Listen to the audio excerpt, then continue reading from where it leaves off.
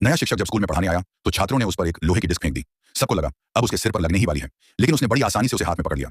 इस हैरान कर देने वाले सीन ने सबको दंग कर दिया। मानो कुछ हुआ ही ना हो। वह एक स्ट्रेच कर रहे छात्र के पास गया और उसे बताया कि सही तरह से स्ट्रेच न करने से चोट लग सकती है। लेकिन इस स्कूल में आज तक किसी ने ऐसे आदेश देने की हिम्मत नहीं की थी। अगले ही पल एक छात्र ने जमीन से लोहे की प्लेट उठाई और सीधे उस आदमी की तरफ फेंक दी। वह आदमी बेहद तेज था, सिर्फ एक उंगली से उसने उसे रोक लिया, यहाँ तक कि उसे घुमाकर कई हजार मीटर दूर फेंक दिया। सब सोचने लगे कि इतना ताकतवर शिक्षक आखिर है कौन, लेकिन किसी को नहीं पता था कि वह असल में एक गैंगस्टर बॉस रह चुका है।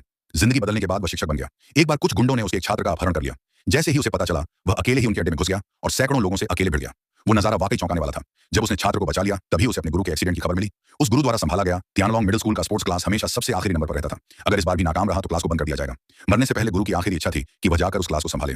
अपने पुराने प्यारे छात्रों से विदा लेकर वह नए स्कूल पहुंचा। प्रिंसिपल ने कहा, किसी भी क्लास को चुन लो, लेकिन उसने सबसे खराब स्पोर्ट्स क्लास को चुना।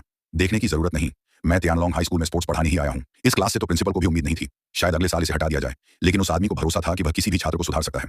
वह मैदान में गया, सभी छात्रों को इकट्ठा किया और खुद को उनका क्लास टीचर बताया। कहा, अगर मेरी ट्रेनिंग मानी तो सब पूरी तरह बदल जाओगे।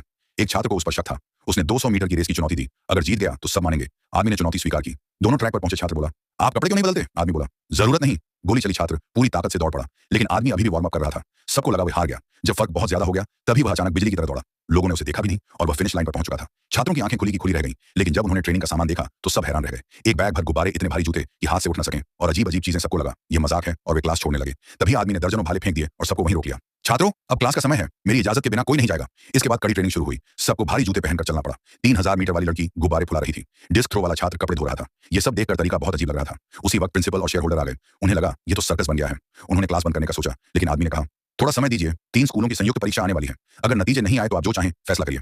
प्रिंसिपल को उस पर भरोसा था। आखिरकार परीक्षा का दिन आ गया। अगर आज भी नतीजा खराब रहा तो स्पोर्ट्स क्लास खत्म हो जाएगी। मैच शुरू हुआ। पहले तीसरे स्कूल के छात्र ने गोला फेंका, माप आया 16.15 मीटर। यह लगभग नेशनल लेवल था। अब बारी थी उसके छात्र लियू डाबाओ की। कोई उसे गंभीरता से नहीं ले रहा था। उसे खुद भी अपनी ताकत का अंदाजा नहीं था। जैसे ही उसने भारी गोला फेंका और असली गोला उठाया, उसे बहुत हल्का लगा। पूरी ताकत से फेंकते ही गोला 16.23 मीटर चला गया। सीधे पहला स्थान 16.23 मीटर। 16.23 मीटर। लियू डाबाओ ने 16.23